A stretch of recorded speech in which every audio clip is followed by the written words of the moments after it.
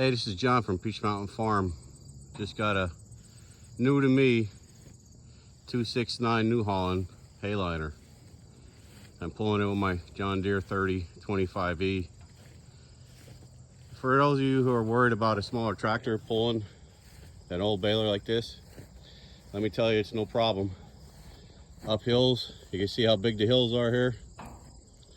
No problem. And here's a neat thing, I never seen one of these, but this is a special edition, a silver anniversary, 25 years of baler leadership, New Holland. Pretty cool, pretty cool.